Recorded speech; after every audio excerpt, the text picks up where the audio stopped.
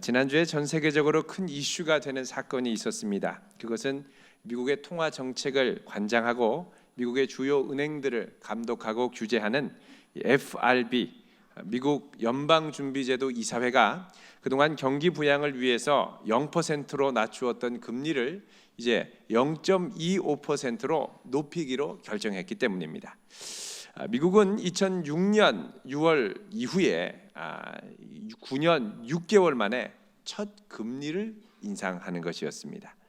미국은 그동안 충격적인 금융위기 앞에서 금리를 내리고 어떻게든 양적 완화라는 비정상적인 방법으로 엄청난 액수의 돈을 풀어서 경기를 부양해 왔습니다. 10년 동안 돈을 쏟아붓다가 이제는 미국의 경제 체력이 어느 정도 회복된다라는 판단을 하고 드디어 정상적인 경기로 되돌리기 위한 첫 걸음을 뗀 것입니다. 미국이 다시 건강한 경제 회복을 꿈꾸면서 시작한 이 금리 인상은 앞으로 상당 기간 동안 점진적으로 이어질 것으로 예상을 하고 있습니다. 그런데 문제는 미국이 이렇게 금리 인상을 출발로 시작한 경제 부흥, 경제 회복의 꿈이 주변 나라들에게는 상당한 긴장감과 위기감을 초래한다는 사실입니다. 미국이 금리를 내리면서 덩달아 함께 금리를 내렸던 주변 국가들은 사실상 이 제로에 가까운 금리를 바탕으로 많은 부채와 경제 거품을 일으켰었습니다. 우리나라도 그 덕택으로 이자가 내려가는 바람에 싼 이자로 주택을 구입하는 기회가 꽤 주어진 적이 있었죠. 만약 미국이 금리를 인상하게 되면 전 세계에 풀렸던 돈들이 조금이라도 금리가 높은 곳에 돈을 두기 위해서 이자가 높은 나라로 돈이 몰리게 되고, 그렇게 되면 주변에 금리를 제로에 가깝게 내렸던 나라들에게서 이 돈이 썰물처럼 빠져나가게 됩니다. 그렇게 되면 주변 국가들은 빠져나가는 돈을 막기 위해서 경제가 위태로우니까 할 수 없이 금리를 올리게 되고, 금리를 올리게 되면 그동안 싼 이자로 사업을 일으키고 또 주택을 구입했던 사람들이 그 이자를 감당할 수 없을 정도로 이 이자가 높아지면 이제 허덕이게 된 것입니다. 그렇게 되다 보면 한 나라의 화폐 가치가 떨어지게 되고 경기가 큰 위기 가운데 처하게 되는 것입니다. 사실 지금 미국만 경제 체력이 조금씩 회복되고 있지 유럽이나 중국 또 일본과 같은 나라들은 여전히 경제 체력이 그렇게 좋지는 않습니다. 이들 나라들이 자국 경제를 위해서 엄청난 돈을 풀었지만 경기가 좀처럼 미국처럼 회복이 되지 않습니다. 미국이 회복의 꿈을 꿀 때 동시에 주변 나라들에게 점점 몰려오는 두려운 시나리오들이 이제 몇 가지가 있습니다.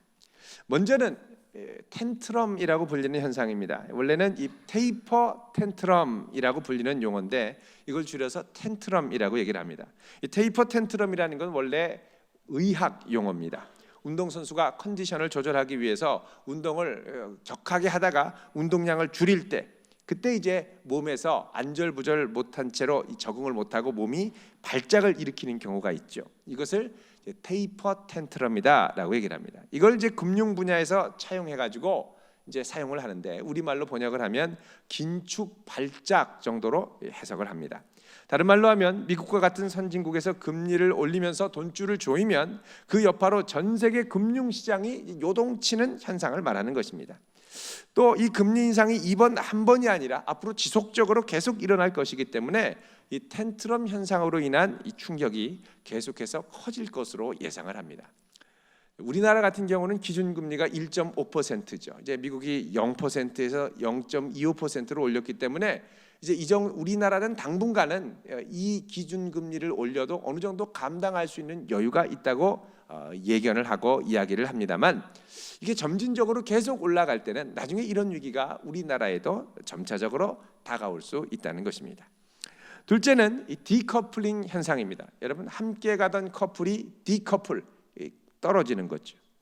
이런 것처럼 전 세계 경제가 같은 방향으로 가다가 이제는 각자가 살아남는 방식으로 독립적으로 움직이는 현상을 디커플링이라고 합니다. 자, 미국이 돈줄을 재면 주변 나라들 경기가 어쩔 수 없이 점점점 어려워지고 금융 위기가 닥치죠. 할 수 없이 이 나라들이 어떻게든 자국 경기를 살리기 위해서 이전보다 더 강력한 양적 완화를 통해서 돈을 풀어가지고 자국의 경기가 어떻게든 위축되지 않도록 막아본다는 것입니다. 근데 이렇게 하다 보면 당분간은 괜찮을 수 있지만 점점 더 감당할 수 없는 막대한 양의 부채가 빠르게 증가하게 되고 이게 결국에는 세계 경제의 또 다른 뇌관이 될 수 있다는 것입니다. 자, 세 번째 두려워하는 시나리오가 있습니다. 바로 이 컨버전스 현상입니다. 컨버전스라고 하면 이제 한 곳으로 모이는 것을 말하죠. 자, 미국과 같은 나라는 이제 금리를 올리면서 성장률이 조금씩 올라갈 것으로 기대하지만 주변 신흥국들은 그동안 이루었던 고도 성장률들이 이제 내려가면서 성장률이 급격하게 하락하게 됩니다. 그러다 보면 선진국이나 중진국이나 신흥국들이나 뭐 거의 비슷한 정도의 성장률로 수렴되는 모여지는 현상이 되는데 이게 바로 이 컨버전스라고 하는 현상입니다. 자, 이런 현상들을 통해서 우리가 알 수 있는 것이 무엇입니까? 미국이 회복되려는 꿈과 소망을 갖고 있지만 이 소망은 미국만의 회복으로 끝나는 것이 아니라 주변 나라들을 상당히 요동치고 불안하게 만든다는 것입니다. 그동안 10년 가까이 안주하고 유지해왔던 기존 질서에 새로운 지각 변동을 일으키게 되기 때문에 그렇습니다. 이렇게 볼 때 꿈은 우리에게 소망을 주지만 동시에 이 꿈은 우리 주변에 위기와 불안을 가져오는 위험한 것이기도 하다는 것입니다. 보통 리더십에서 이야기를 할 때 뭐 책이나 또 리더십에 대한 학문적인 논의나 일 보면은 리더십의 요소 중에 비전을 상당히 중요하게 이야기를 합니다. 여러분, 비전을 상당하게 중요하게 여기는 만큼 그 비전이라는 건, 이 꿈이라는 건 리더가 리더십을 감당할 때 없으면 안 되는 핵심적인 부분이죠.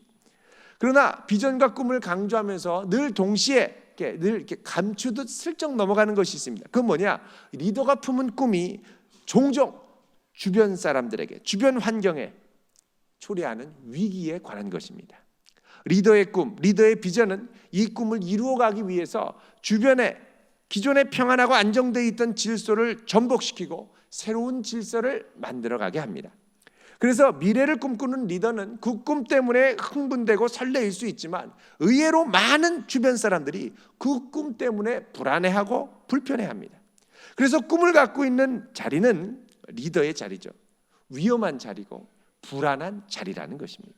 의외로 많은 사람들이 모르고 있다가 이 리더의 꿈과 비전을 알게 되면 그 꿈과 비전을 격려하고 칭찬해 주는 것이 아니라 오히려 그 꿈을 불안해하면서 무력화하고 짓밟으려고 한다는 것입니다. 그래서 리더에게는 꿈에 대한 이 감각, 비전에 대한 감각이 있어야 될 뿐만 아니라 이런 꿈을 짓밟고 무효화시키는 것들에 대한 것도 예민한 감각으로 깨어 있어야 한다는 것입니다. 그러나 많은 경우에 이 꿈을 품고 있는 사람은 꿈 자체가 주는 설레임과 기대 때문에 종종 이런 꿈과 비전이 가져다주는 위험 요소들을 종종 간과하고 지나가게 되어 있습니다. 오늘 본문에 나오는 요셉이 바로 그런 경우였습니다. 요셉이 2번 연달아 꿈을 꾸죠. 이 꿈은 요셉을 설레이게 하기에 충분했습니다. 밭에서 형들의 곡식단들이 요셉의 단을 둘러서 절을 하죠. 또 요셉의 11명의 형제들을 상징하는 11개의 별과 해와 달들이 이 요셉에게 절하는 꿈을 꿉니다. 어느 날 불시에 찾아온 이 꿈으로 인하여 요셉은 한껏 부풀고 기대가 충만했을 것입니다. 그래서 앞뒤 생각하지 않고 그냥 다짜고짜 형들에게 자기의 꿈을 이야기를 했죠. 게다가 아버지는 일찍부터 요셉을 끔찍하게 아끼고 사랑해서 채색옷을 입혀줬습니다. 이 채색옷은 그 집안의 리더, 장차 왕자, 귀족으로 세울 리더감이라는 표현이기도 하죠. 자, 요셉이 이 꿈을 꾸면서 내가 이래서 어릴 때부터 채색옷을 입었나? 뭐 이런 생각도 했을 것이고 여러 가지 모습으로 하여간 흥분되어 있었을 것입니다. 그러나 요셉은 자기 꿈에 흥분되어 도취만 되었지 이 꿈이 어떤 위험을 초래할지는 미처 깨닫지 못했던 것 같습니다.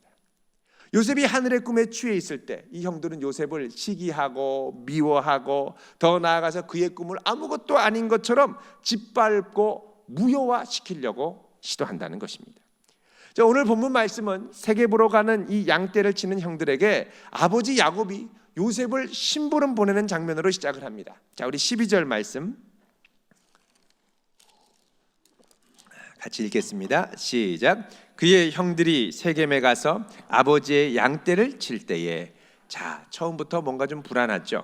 자, 형들이 아버지의 양떼를 데리고 양을 치러 갔는데 어디로 갑니까? 세겜으로 갑니다. 잠깐요. 이 세겜이 어떤 지역입니까? 전에 야곱의 딸 디나가 강간을 당했고 레위와 유다가 앞장서서 이 세겜 사람들을 잔인하게 학살했던, 진멸했던 끔찍한 추억이 있었던 지역입니다. 그런데 어떻게 형들이 이곳까지 갔을까요? 이곳은 거리가 헤브론에서 무려 80km나 떨어져 있는 곳입니다. 안성 정도까지 되죠, 여기서. 자, 예전에 이곳에 한동안 살았던 형제들은 이곳의 지리를 아마도 잘 알고 있었고 상대적으로 빨리 건조해지는 이 가나안의 중앙산지 지역보다는 풍부한 초목이 많이 있었던 세겜을 더 선호했을 수도 있습니다. 게다가 이 세겜 주변에 있는 사람들, 성경에 보면은 하나님께서 이 주변 사람들에게 두려움을 주셨다고 그러죠. 아마 이 두려움 때문에 형제들이 이곳에 왔다는 소문을 듣고 잘 나타나지 않았을 수도 있습니다. 자, 보통 사람 같았으면 그렇다 하더라도 이 지역에 오는 것이 절대 쉽지 않았을 것입니다. 사실 이 세겜에 와서 형제들이 세겜에 머무르지 않고 그 다음에 어디로 가냐면 도단으로 가는데, 세겜은 먹는 것과 양식이 풍부한 지역이었고 도단은 여기에 더해서 즐거움과 쾌락까지 있는 도시였습니다. 그러니까 세겜으로 간 게 끝으로 끝난 것이 아니라 그 다음인 도단까지 가려고 한 것을 보면 지금 형들의 마음이 하나님을 경외하고 주님의 뜻을 쫓아가는 그 마음이 아니라 상당히 세상의 것들에 또 정욕적인 눈에 마음을 빼앗기고 거친 상태였음을 짐작할 수 있습니다. 그 마음에 하나님을 따라가기보다는 욕심과 정욕을 앞서 쫓아갔다는 것입니다. 자, 이런 상태였기 때문에 11절에 보면 그의 형들은 시기했지만 그의 아버지는 요셉의 꿈의 이야기를 잘 마음에 담아두었다고 얘기를 하고 있습니다. 자, 위험한 지역에 가 있는 아들들, 아버지로서는 걱정됐죠. 아버지가 야곱을 불러서 말합니다. 요셉을 불러서 말합니다. 13절 중반에 보면 내 형들이 그 위험한 세겜 지역에서 양을 치지 않느냐? 그러니 너를 그들에게 보낼 테겠다. 그러면서 14절에 가서 형들과 양떼들이 잘 있는지 보고 와서 알려줘라.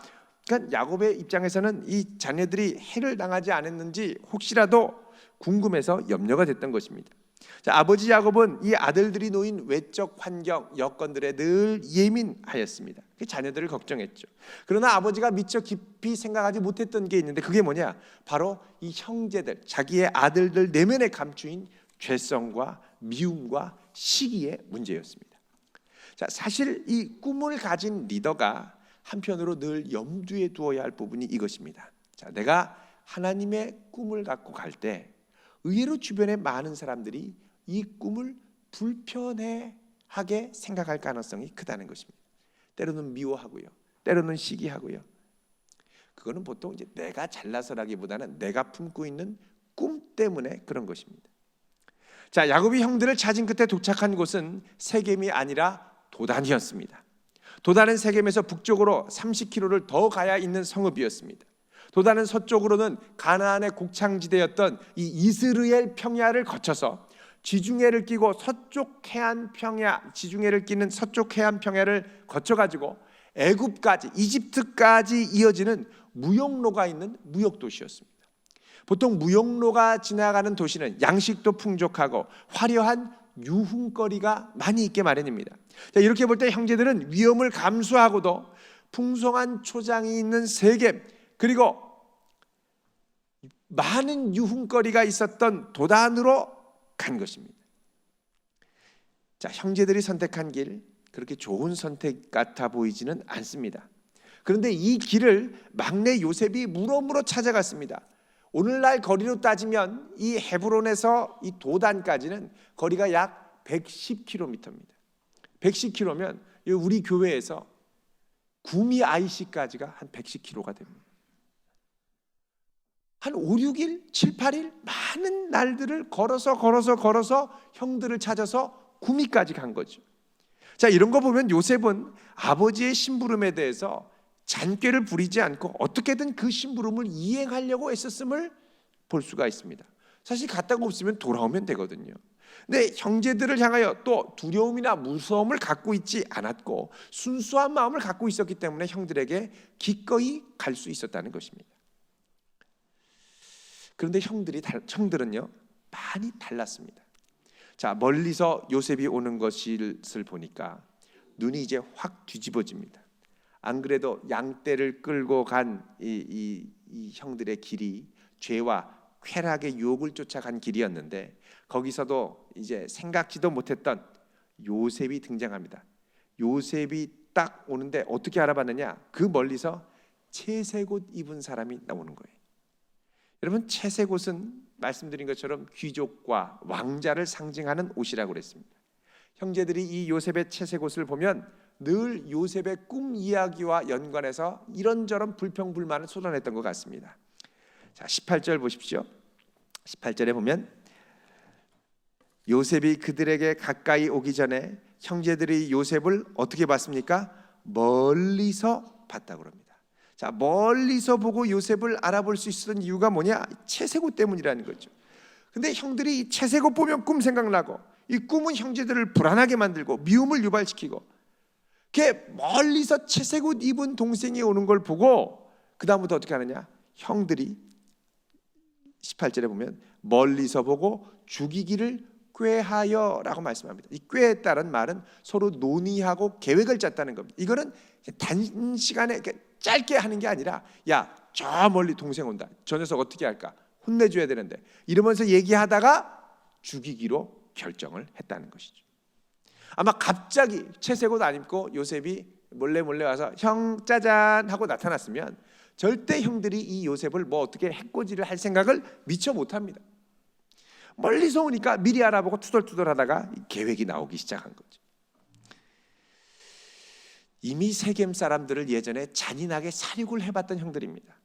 마음만 먹으면 언제든지 사람 죽이는 건 일도 아니었습니다. 비록 어린 동생이지만 채색옷을 입은 동생을 보면서 미움과 살기를 느끼면 충분히 없앨 수 있는 게 형들이었습니다. 자, 이들이 채색옷을 입고 요셉이 오는 것을 보고 형들이 뭐라 그러냐? 19절에 같이 읽어보겠습니다. 시작. 서로 이르되 꿈꾸는 자가 오는도다. 자, 꿈꾸는 자 영어 성경에 보면 dreamer 이렇게 돼 있습니다. dreamer 하면은 꿈쟁이죠. 저 꿈쟁이가 오네.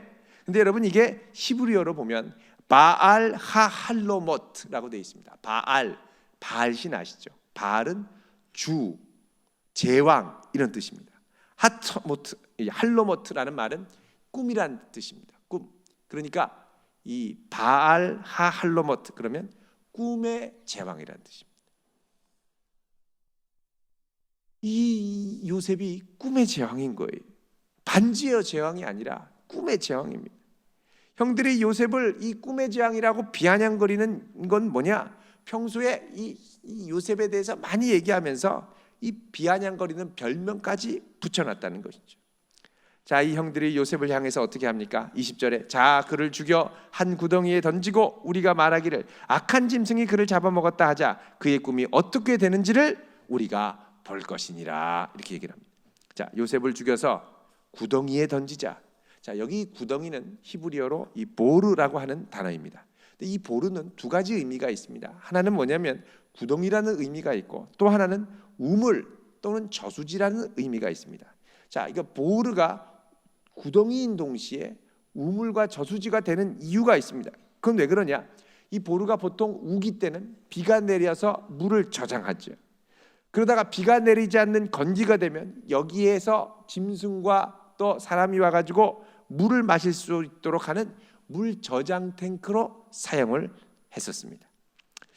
보통 이 땅을 파는데 이 당시에는 석회석, 뭐 지금 터키 같은 데 가면 이 석회석들이 많죠. 이 지역도 석회석이 많아서 석회석은 파기가 쉽습니다. 그렇게 판 다음에 여기에다가 석회를 진흙을 이렇게 반죽을 해가지고 쫙 바르면 물이 이렇게 새지 않는 방수 시설이 됐죠. 이렇게 해서 보통 작게는 2m, 깊이는 8m까지 파서 여기를 물 저장 창고로 당시에 흔하게 사용을 했었습니다. 그래서 이제 건기가 시작되면 여기가 물 저장 탱크가 되고 건기 막바지에 이르면 물을 다 써가지고 바닥이 보이는 거죠. 그 바닥이 있고 물이 싹 증발하면 여기가 함정이나 감옥 같은 것으로 사용을 합니다. 자, 요셉의 형들이 요셉을 죽여서 이런 보르 구덩이에 집어넣어 가지고 쥐도 새도 모르게 죽여버리자는 거예요. 그러면서 하는 말이 이 요셉이 꾼 그 황당하고 괘씸한 꿈이 어떻게 될지 두고 보자는 것입니다. 자, 이렇게 볼 때 형들은 요셉 개인에게도 그렇지만 요셉의 꿈 자체에 대한 강력한 반발심과 적개심을 갖고 있는 것을 알 수가 있습니다. 자, 이렇게 요셉을 없애려고 그러자 제일 큰 형인 루벤이 말리죠. 22절에 보면 피를 흘리지 말라, 그를 광야 구덩이에 던져넣기만 하고 그에게 손대지 말자, 그의 생명은 해치지 말자, 이렇게 얘기를 합니다. 그래서 덕분에 요셉은 피를 흘리지 않고 구덩이에 던져지기만 했죠. 그런데 형제들이 요셉을 구덩이에 집어넣기 전에 했던 중요한 행동이 있습니다. 그게 뭐냐? 채색옷을 벗기는 것입니다. 23절 읽어보겠습니다. 시작. 요셉이 형들에게 이르매 그의 형들이 요셉의 옷 곧 그가 입은 채색옷을 벗기고, 자, 채색옷을 벗겨버려야 형들의 속이 시원했습니다. 채색옷이 왕자와 통치자의 상징이라고 하지 않았습니까? 이 채색옷을 벗기는 건 요셉이 더 이상 우리를 다스릴 수 없다, 다스릴 사람이 아니다라는 것을 상징하는 요셉의 꿈을 부정하는 행동이었습니다. 근데 감사한 건 24절에 보면 다행히 뭐라 그러냐면, 같이 읽어보겠습니다. 시작. 그를 잡아 구덩이에 던지니 그 구덩이는 빈 것이라 그 속에 물이 없었더라. 뭐가 없었다고요? 물이 없었다. 자, 여기 보면 참 신기한 우연이 등장합니다. 연속적으로 등장해요. 자, 하나님의 섭리가 이제 나타나는데 이 보르 구덩이에 요셉을 집어넣는데 마침 물이 없었습니다. 물이 있었으면 거기에 빠져 죽었겠죠. 근데 물이 없었다는 건 뭐냐? 또 다른 한편으로 물이 없으면 여기에 요셉을 한 2, 3일 놔두면 물이 없어가지고 팔레스타인의 땡볕에 거의 탈진해서 2, 3일이면 죽어버릴 수 있다는 겁니다. 근데 바로 이렇게 이제 이 구덩이에 넣은 지 얼마 되지 않아서 그 주변을 누가 지나가냐? 미디안의 상인들이 지나갑니다. 원래 요셉은 그냥 집으로 이게 세겜까지 갔다가 돌아올 수 있었어요. 그런데 아버지 심부름으로 세겜까지 갔다가 돌아오려고 그럴 때 37장 15절에 보면 누구를 만나냐면 어떤 사람을 만납니다. 근데 이 어떤 사람이 누군지도 몰라요. 그 어떤 이 구약학자는 이것이 바로 하나님의 천사가 아니냐 이런 주장도 합니다. 누군지도 몰라요. 근데 그 사람을 만나서 얘기를 하는데 그 사람이 와서 너 왜 들에서 누굴 찾고 방황하냐? 그랬더니 아니 이런 사람들 우리 형들인데 혹시 못 봤냐? 그랬더니 아니 내가 그 사람들 어디로 가는지도 봤고, 마침 하는 말을 이렇게 엿듣다 보니까 이들이 도단으로 간다 그러더라. 이런 얘기까지 들은 거예요. 우연히 다 들은 겁니다. 우연히. 그 얘기를 듣고 갔는데 거기 가서 30km를 더 갔죠. 갔는데 마침 형들이 보자마자 붙잡아서 채색을 벗기고 구덩이에 집어넣었죠. 그 형들이 이 녀석을 어떻게 할까 고민하면서 위에서 음식을 먹고 있는데 마침 그 길을 애굽으로 내려가는 미디안 무역 상인들을 만나게 됩니다. 어떻게 보면 진짜 기가 막힌 타이밍에 이제 연속이 이루어지는 거죠. 자, 우리는 여기서 한편으로 요셉의 꿈을 짓밟으려고 하는 형들의 손길 배후에 더 크게 역사하는 형들의 악함조차도 선함으로 바꾸시고 로마서 8장 28절에 말씀하시는 것처럼 모든 것이 합력하여 선을 이루는 하나님의 더 크고 오묘한 섭리, 손길을 볼 수가 있습니다. 자, 25절 같이 읽어보겠습니다. 시작. 그들이 앉아 음식을 먹다가 눈을 들어 본즉 한 무리의 이스마엘 사람들이 길르앗에서 오는데 그 낙타들의 향품과 유향과 모략을 싣고 애굽으로 내려가는지. 자, 여기 어디로 내려간다고 그랬습니까? 애굽으로 내려가는 거예요. 자, 장차 펼쳐질 또 다른 하나님의 놀라운 섭리가 우연히 이곳에 숨겨져 있는 겁니다. 놀라운 거죠. 그 사람들이 북쪽으로 올라갈 수도 있었는데 하필이면 애굽으로 내려가는 거예요. 자, 다른 한편 여기 등장하는 이스마엘 사람들 나오고 또 28절에 미디안 상인들이 나옵니다. 이 사람들은 누구냐? 미디안 광야에 살던 이스마엘 족속들, 상인들로 추측이 됩니다. 자, 여러분 여기 이스마엘을 보면 이스마엘이 원래 누구냐? 아브라함이 이삭을 주겠다는 하나님의 약속을 붙들지 않고 경솔하게 애굽의 여종인 하갈을 취했다가 낳던 자녀죠. 또 미디안은 누구냐 하면 창세기 25장 2절에 보면 사라가 죽고 나서 정욕을 참지 못하고 취했던 후처 구두라에게서 난 자손입니다. 결국 아브라함이 언약을 붙잡지 않고 이 실수한 결과들이 좋지 않은 일에 쓰임받게 되는 것이죠. 우리 이 부분은 한번 깊이 생각해 볼 필요가 있습니다. 어쨌든 이들의 등장으로 형제들의 이 요셉 살해 계획은 취소가 됐고 은 20을 받고 미디안 상인들에게 이 동생 요셉을 팔아 넘깁니다. 자, 여기서 형제들의 악함이 그치면 좋은데 형제들의 악함은 집에 가서도 계속됩니다. 무슨 말이냐? 동생 요셉의 채색옷을 찢고 염소를 죽여서 그 피를 묻힙니다. 그리고 아버지한테 가서 얘기합니다. 아버지, 이게 누구의 옷입니까? 아버지가 보니까 아들 요셉의 옷이거든요. 깜짝 놀라서 충격을 받고 슬프게 옵니다. 처음에 형제들은 아버지가 좀 슬퍼하다 말겠지 생각했습니다. 그런데 이게 웬걸요? 아버지는 생각보다 오래도록 가슴에 아파하며 슬퍼하는 겁니다. 35절 읽어봅니다. 시작. 그의 모든 자녀가 위로하되 그가 위로를 받지 아니하여 이르되 내가 슬퍼하며 스올로 내려가 아들에게로 가리라 하고 그의 아버지가 그를 위하여 울었더라. 자, 누구의 위로도 소용없더라는 거예요. 야곱은 아들 보고 싶어서 차라리 다른 세상으로, 저 세상으로 가기 위해서 죽고 싶을 정도였습니다. 근데 아이러니한 게 지금 야곱은 예전에 자기가 아버지를 속여서 장자권을 빼앗았던 것처럼 자기도 그대로 자식들에게 속고 있다는 것입니다. 자, 야곱은 요셉을 죽인 것이 33절에 악한 짐승 때문이라고 그랬죠. 근데 악한 짐승 때문이 아니라 알고 보니까 악한 아들들 때문에 이런 험한 일을 당하게 됐습니다. 그것도 아주 오랫동안 속았습니다. 자, 생각해 보십시오. 옛날 야곱은 아버지를 염소로 속였습니다. 사냥해서 만든 별미라고 해서 어린 순념소 2마리를 잡아가지고 이 별미로 갖다 드렸죠. 그리고 아버지가 자기를 만져보면 들킬까봐 염소 가죽을 자기 몸에 두르고서는 에서의 피부라고 속였습니다.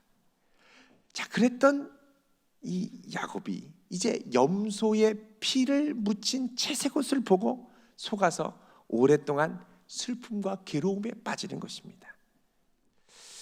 참 보면은 이 섭리가 놀랍습니다. 자, 한편 이런 형제들의 악함 가운데서 요셉의 꿈 완전히 짓밟을 정도로 밟혔지만 그 가운데 은밀하게 섭리하시는 하나님의 더 큰 손길이 새로운 역사로 이 요셉을 새로운 환경인 제국 애굽으로 데려다 놓게 됩니다. 요셉이 간 곳이 어디냐? 36절에 보면 미디안 사람들은 그를 애굽의 바로의 신하 친위대장 보디발에게 팔았더라.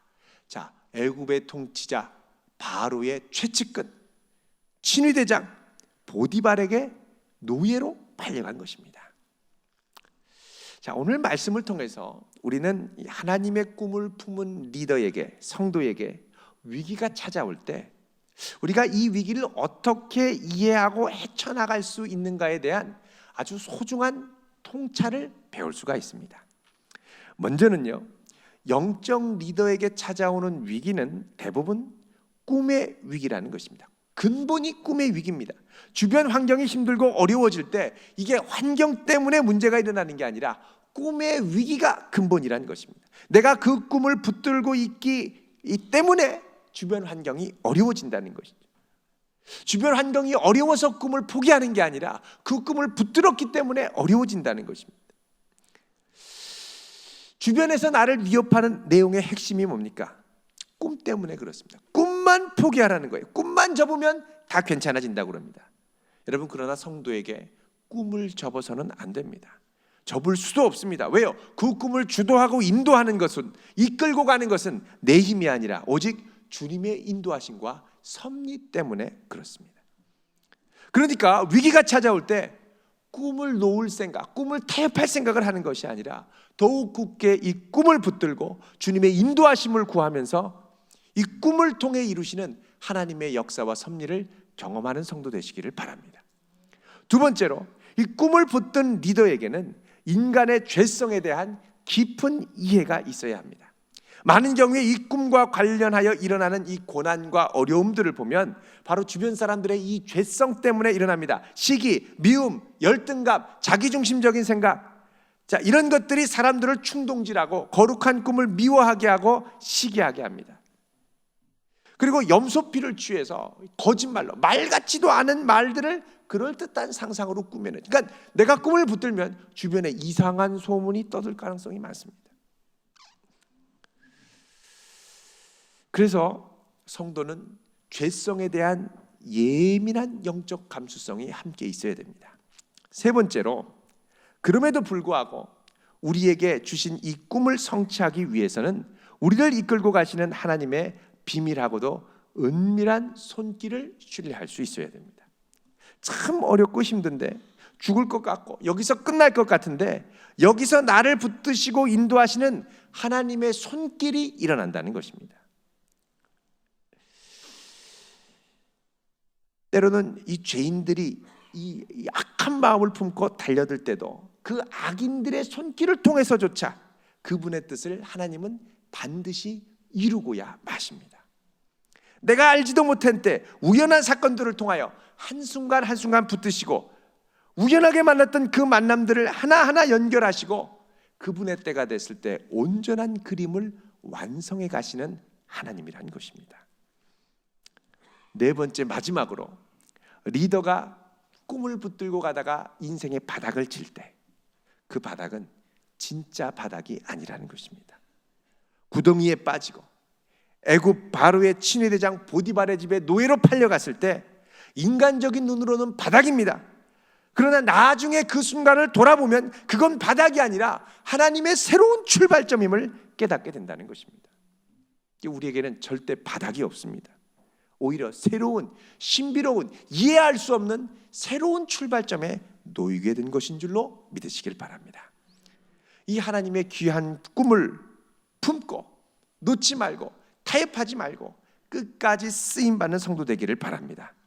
그러나 이 꿈과 함께 찾아오는 고난과 어려움도 이제는 우리가 수용할 수 있어야 합니다. 안 그러면 늘 주님의 꿈을 붙잡았다가 어려움이 오면 놓고 도망가고 붙잡았다가 도망가고 이렇게 반복이 되죠. 자, 아름다운 주님의 꿈을 이루기까지 하나님의 선한 손길이 우리를 결코 놓지 않고 끝까지 붙들어 주시기를 주님의 이름으로 축원드립니다. 기도하겠습니다.